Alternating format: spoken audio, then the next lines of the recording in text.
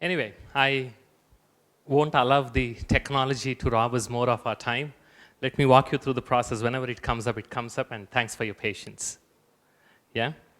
So the three components, if you remember, I was talking about that differentiates leadership 2.0 and leadership 1.0. So the first one was applied spirituality, and the second component was the leadership itself, and the third was about the science aspect. So let me talk a little bit about,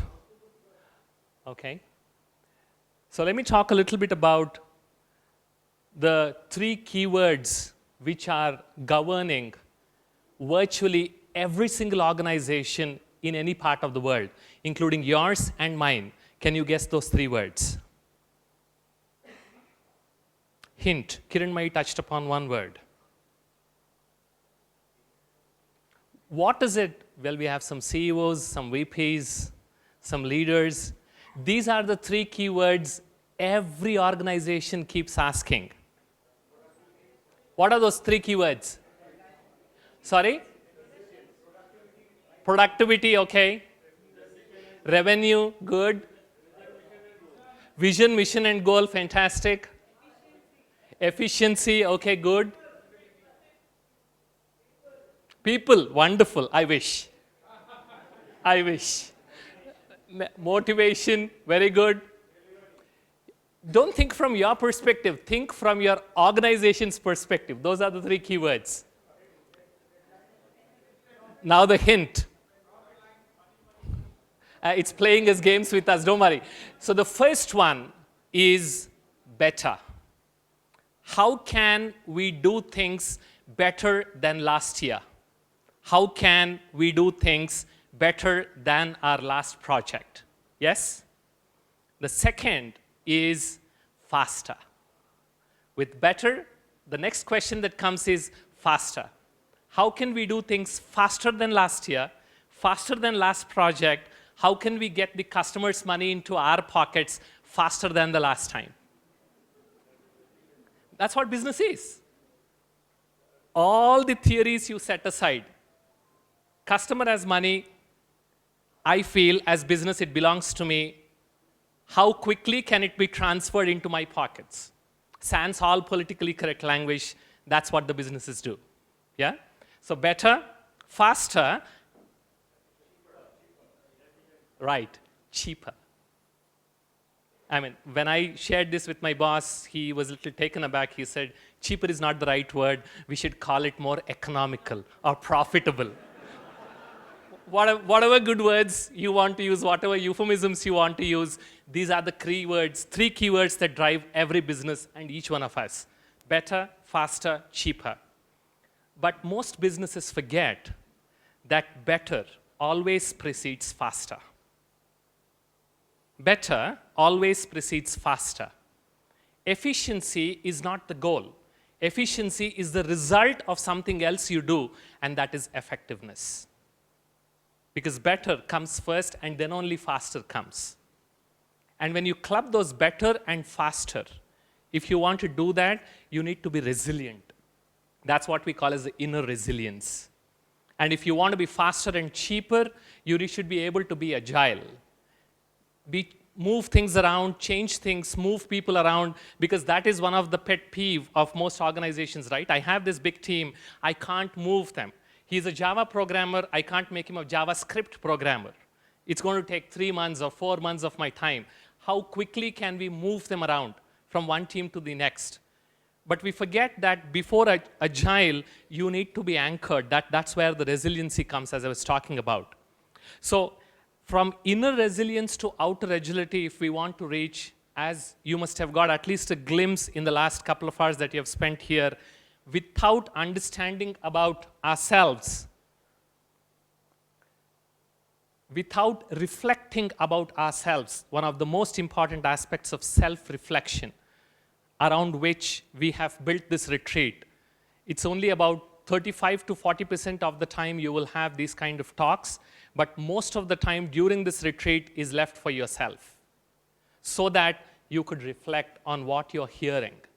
Because information, if it is not digested, it just becomes mere data. So our idea is you will make it your own, and we have created lots of such spaces for self-reflection. And when you reflect yourself, please, please, please, I can't repeat it enough, do not be critical of yourself. We all need love when we least deserve it, don't we? I need love when I least deserve it. Who's most capable of loving myself? Myself. That's where self-compassion comes. How would you speak or treat a friend who's failed? If you can treat yourself the same way, that's what we would call as self-compassion. It's a very big area of research. We don't have time now, so I won't go into the details. It's post-dinner session, I'm aware of that. But this is one of the key qualities if we want to develop our emotional health. You want to be stable, you want to be resilient. In your self-reflection, be loveful to yourself. Include that self-compassion. And through that comes self-acceptance. Most of us, we are not happy with who we are.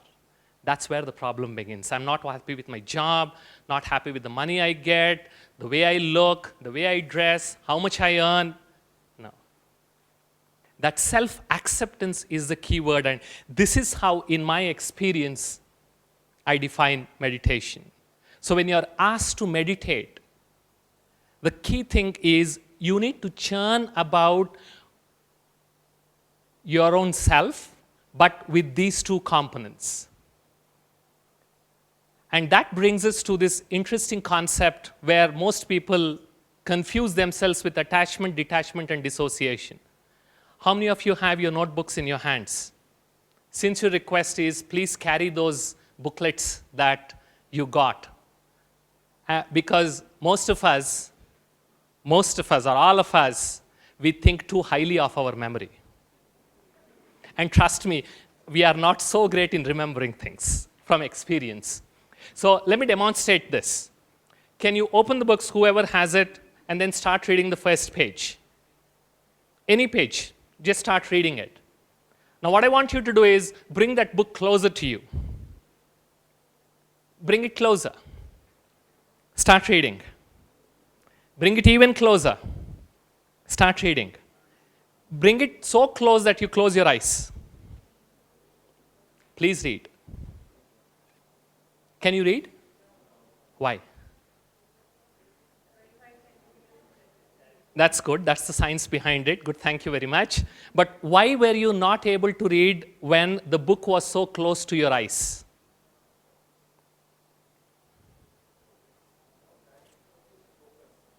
Very good. There was no clarity because you were not able to see that. And when did the clarity come? When did the clarity come? When you created some space between yourself and the book.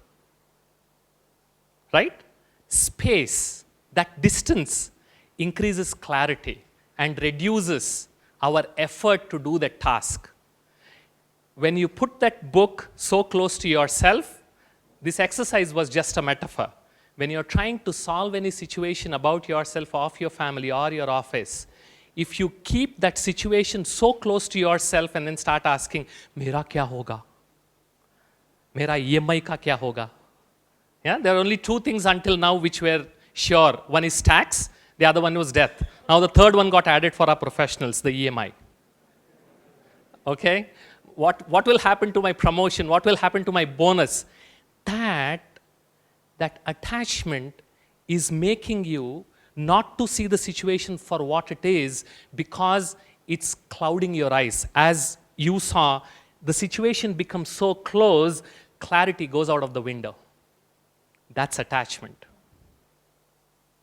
When you create that space, because when people talk about spirituality or meditation, or when we here speak about detachment, most people think that we have to let go. No, it's still your book. It's still your situation. It's still your baby. But create that space. Create that space. How to do that? We'll demonstrate, and that's what you will learn in these 2 days. And that's what Sister Shivani will cover in a little more detail. When you create that space, That's what we call as detachment. And if I hold something here, that book, will you be able to read? No. Because when you increase that distance and when you try to run away from the problem thinking it's not there, that's dissociation. Now you tell me, which is best, attachment, detachment, or dissociation? That's the meaning of detachment. You create the space. You don't get engrossed. You don't get attached to it. You're not scared of it because there's that space. And how do you achieve that? Through non-judgmental awareness. I won't bore you with details. I'll just explain a very simple story through which you can understand another simple metaphor. There's this couple, weekend, so they wanted to dance, so they go to a dance floor.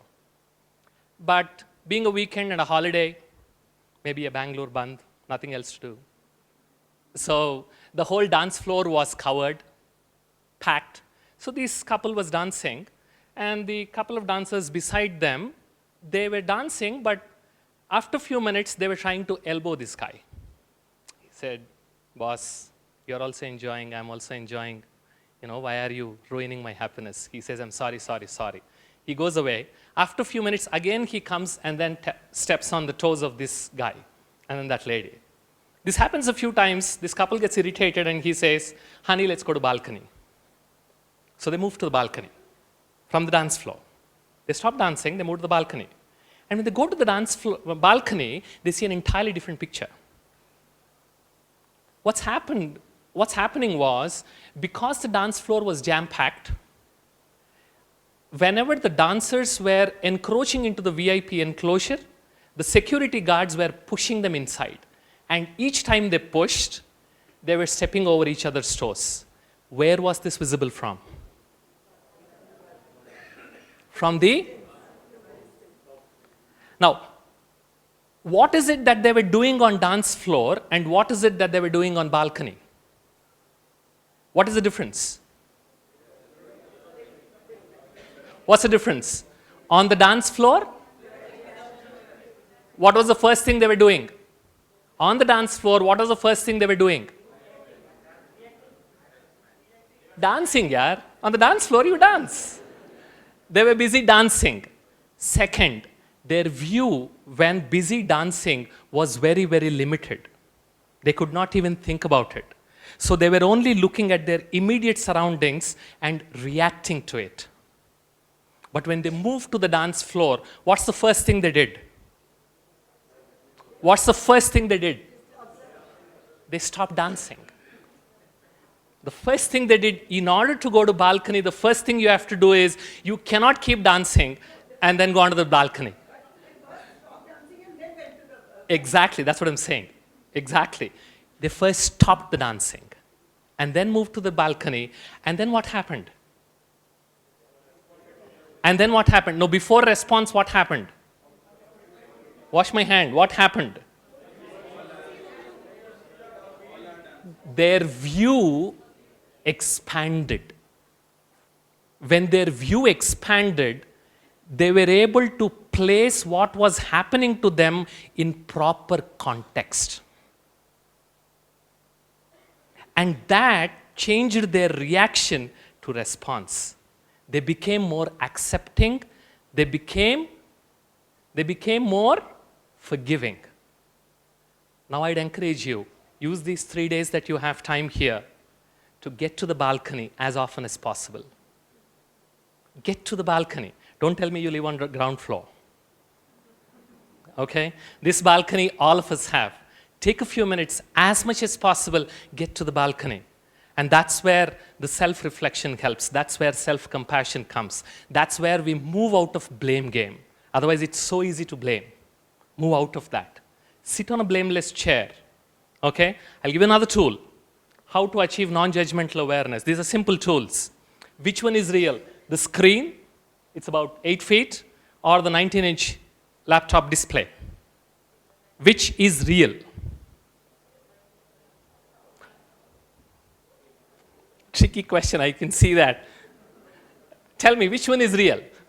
How many of you think it's only the laptop that is real? How many of you think both are real? Good, both are real. We can see that. But what is making that 19-inch screen, that image to the 6 foot is, and interestingly, by default, all our projectors are always on. Think about it. It's just a 19-inch issue. But we are seeing in our mind's eye a 6 foot issue. It is not. If we learn to switch off the projector, and you can switch off the projector only from balcony. That's the tricky thing. Projector refuses to switch off when you're on the dance floor. That's how it's programmed. You must go to the balcony, sit on a blameless chair, switch off your projector, and then look at the situation. Simple tools of how to achieve non-judgmental awareness. You can start practicing, and as I said, Sister Shivani will walk us through a little more detail. And what's the goal of what we want to achieve through this retreat, through that applied spirituality aspect? For me, this, very simple, friends, is applied spirituality. Nothing complicated, no Greek and Latin, very simple stuff. And the goal is think less, think slow. And because the interesting thing about your thoughts, you can try this. You can never slow down your thoughts by thinking negative. Try it. You can never slow down your thoughts. You can never think less by thinking negative. When you think less, when you think slow, automatically you think better. So our endeavor is to create an environment and give you those spaces so that you can achieve these three. Okay? That's the goal. It's an ongoing process, at least we would like to sow the seed. And that's where you have this session in terms of self and work by Sister Shivani tomorrow from 9:30 to 11. And then if you see here, we have kept aside enough time for self-reflection. And trust me, it's going to be scary initially. You will immediately go back and then start pulling up what? Pulling up what? Mobile phone, our constant companion. Please have some mercy on yourself. During that self-reflection time, display some self-love. Put the mobile on silent or switch it off. Those 30, 40 minutes, just go to the balcony, sit down, and then reflect. We are going to give you the reflective inquiry questions too of what Sister Shivani is going to share as a part of that self and work session. Reflect. Initially, you might find it difficult, but you will start enjoying your own company. Trust me. With 23 years of meditation practice, I can tell you. You will love your own company. Just give a chance to yourself. And once you do that, you're going to come back. For about 30 minutes, you're going to do that reflection. You're going to come back, and we are going to have a facilitated conversation about your reflections, your insights, and if you have any questions, Sister Shivani and Sister Deepa will be able to walk you through and then clarify. Is that okay? So that's how the first session is, and to encourage to getting into that space, to get into that space of silence, of space of that strength. We have Amrit Vela meditation every day from 4:30 to 5 for half an hour. And we have Brother Suraj, an accomplished yogi himself, and David, who will accompany to create that ambience with his very interesting sounds. So we're going to have a half an hour meditation, and this has changed. We are going to have 6:30 to 7, we are going to have physical exercise. So from 5 a.m. onwards, you can go back to your rooms, take a shower. If you want to take a short nap, you can do that. 6:30, you come back to the hall here. And Raghu will walk us through the physical exercises, simple ones. And tomorrow, he said, he's going to teach us. You know what he's going to teach us? You won't believe it. He's going to teach us how to breathe the right way. Because half the problems, or most problems, are sorted out if we can sort out our breathing. And tomorrow is going to demonstrate that. So please be here by 6:30. Until 7, we have that physical exercise. And then from 7 to 8 or 8:15, we are going to have the Raj Yoga training. Okay? Then at 8:15, we go for breakfast, come back, and the session is going to begin at 9:30. And then you have your self-reflection, you have your lunch break, and then of course, here we encourage people to wake up pretty early. Just before you came, I was encouraging some of them, if you can change your sleep pattern a little bit of sacrifice. All mobile phones have alarm clock, including snooze. Yeah? Or you can set 2 alarm clocks, one at 4:15 and the other one as 4:20. Yeah? I'm just giving you tips, which I myself follow. And then you're going to have a tea break at 4, from between 4 to 4:30. Okay?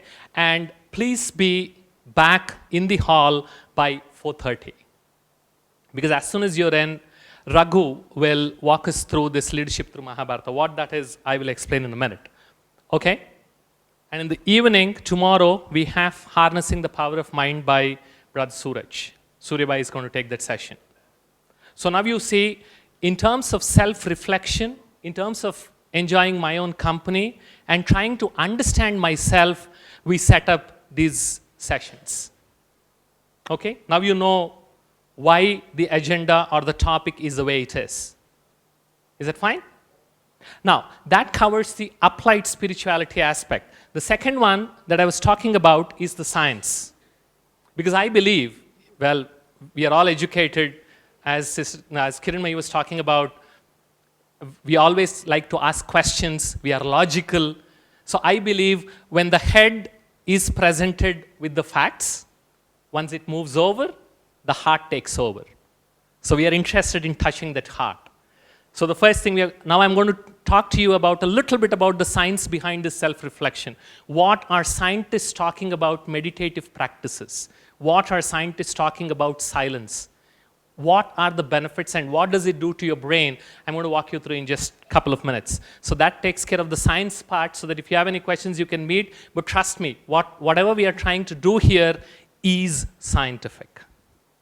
I repeat, whatever we are trying to do here is scientific. There's nothing voodoo in it. Voodoo, you understand, right? There's no magic. Okay? Let me explain that. This is what we call as a triune brain. There's the emotional center, and then there is this thinking part. This is what makes us human. Okay? This part of the brain, the prefrontal cortex. This one. And then there is the emotional center. How much time does it take for you to get angry? Be honest. How much time does it take for you to get back to your pre-anger stage? I like that answer. It depends. Ours, too optimistic, I guess, sometimes. There's a reason. Because the emotional center always holds sway on this thinking brain. And what scientists have found is, through self-reflection, through practice of meditation, you can actually strengthen your prefrontal cortex, and the connections will start growing back. See, these are the connections between emotional brain and thinking brain, and these are the connections between thinking brain and emotional brain. You see that? They outnumber 4:1. But with practice, you can actually increase those in the reverse direction. You can do that. And that you will observe in many BKs around, or many yogis. That's how you conquer. Because your brain is physically going to change for positive. And the organ that controls this thinking brain and this emotional brain, the amygdala, the emotional center, is what we call as anterior cingulate cortex. Don't worry if you don't remember. Just know that this is like a seesaw. This is the fulcrum. Okay? Anterior cingulate acts as a kind of fulcrum that controls the balance and balances the activity between frontal lobes, that is logic and reason, and the limbic system, that is feelings and emotions. Literally, when this is up, this is down. There's no blood flow. There's no blood flow to this part when you are completely overtaken by emotions, because this one opens in this direction. That's why when we are angry, you are asked not to respond. When you are angry, You are asked not to respond. Age-old wisdom says that. And they also say, when you are happy, don't promise. When you are happy, don't promise. And when you are sad, don't decide. Because the thinking brain goes out of the window. And that's the key thing. Meditation and positive self-reflection strengthen the frontal anterior cingulate circuit. In neuroscience, you talk in terms of circuits, the connections between the neurons. So when you start meditating, when you start self-reflecting, you start getting control on your own emotional mind. And that would save a lot of energy. That's the science behind it. There's a lot more, but physically self-reflection. That's the key thing I was talking about, the self-love and self-acceptance. Any negative self-reflection will kill your neurons and reduce the size of your brain.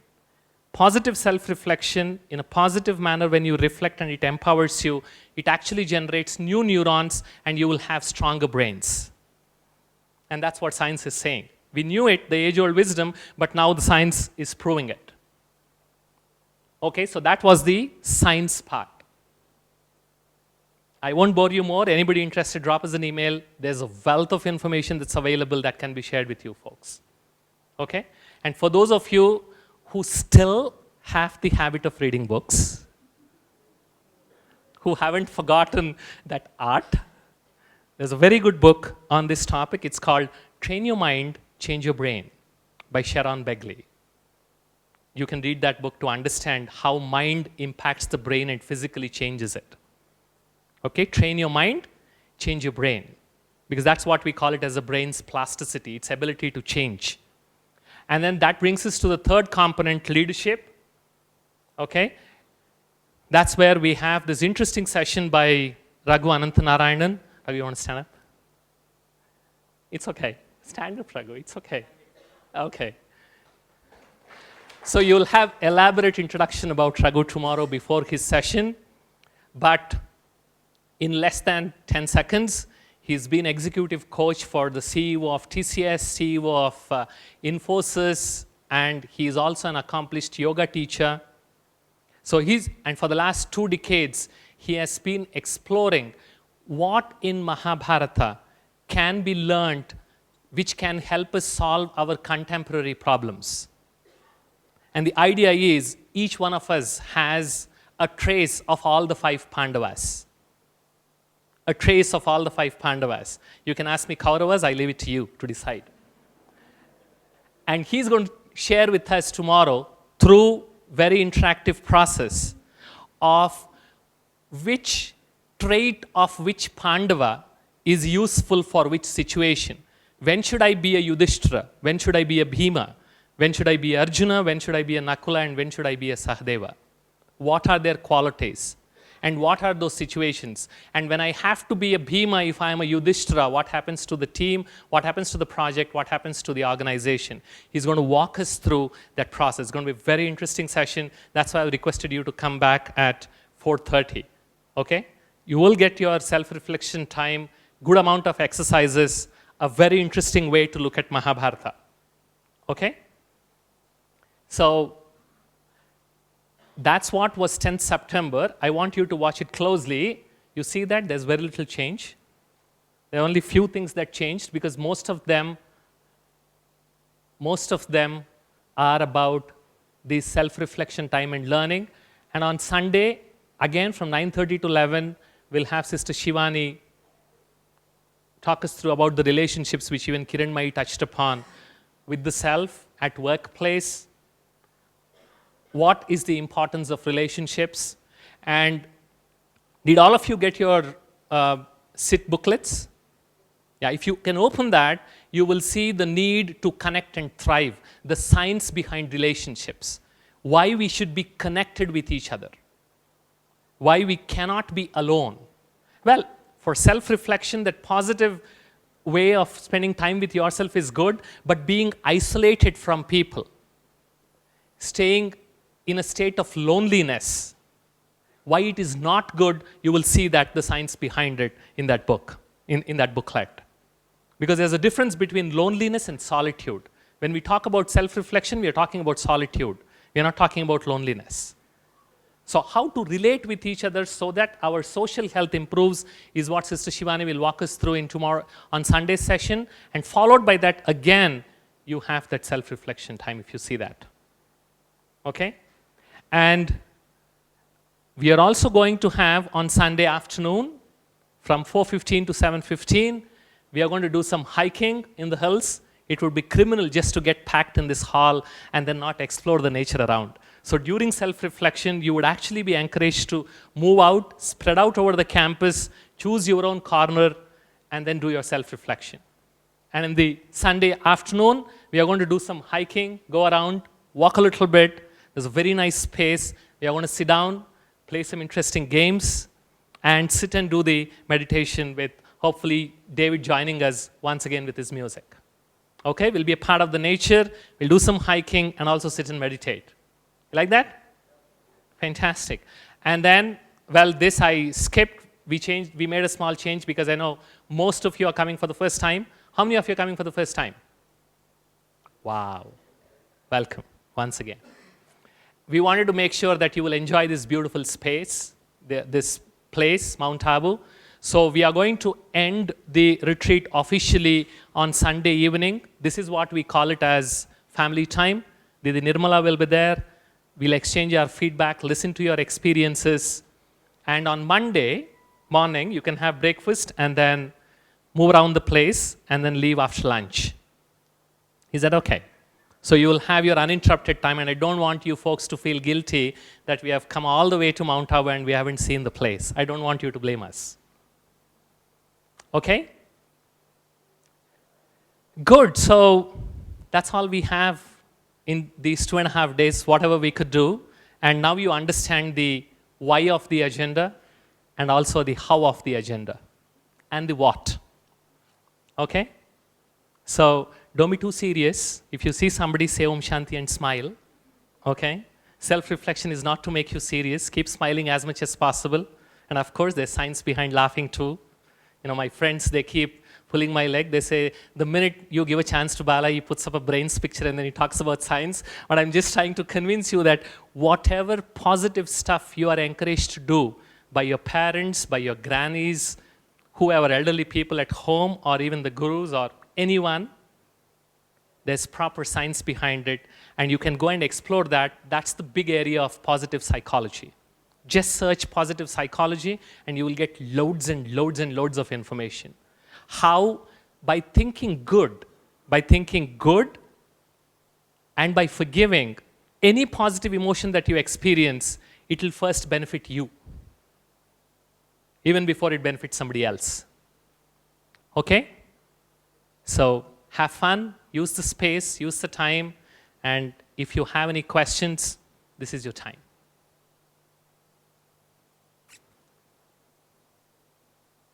Usually I don't ask, is everything clear? Okay? You know, I was telling Raghu, Didi was talking about leadership and vision and dreaming and all that good stuff. And for a leader, you need to create a vision. To create vision, you need to dream. And to dream, you need to sleep first. So good, thank you very much. Good night, and before you step out, this is one more thing I learned at Brahma Kumaris. Just spend those 2 minutes time. We'll sit in silence, there won't be any music, it'll still be in white light, no red light. Sit back, and then try to reflect on what we just heard. And I want you to think about just two things that you will decide and do in the next 2 days. Come what may, that's a promise you're making to yourself. You don't have to share with anybody. What are those 2 things that you're going to do in these 2 days? It can be that all the 3 days I will attend Amrit Vela. It can be that I'm going to switch off my mobile during my self-reflection, whatever. In these two days, what are those 2 things that you would want to do without missing? Just think about that, okay? Sit straight, sit back with your back supported. Feel free, you can close your eyes and then just reflect. And after a couple of minutes, we will silently walk out. Good night, Om Shanti.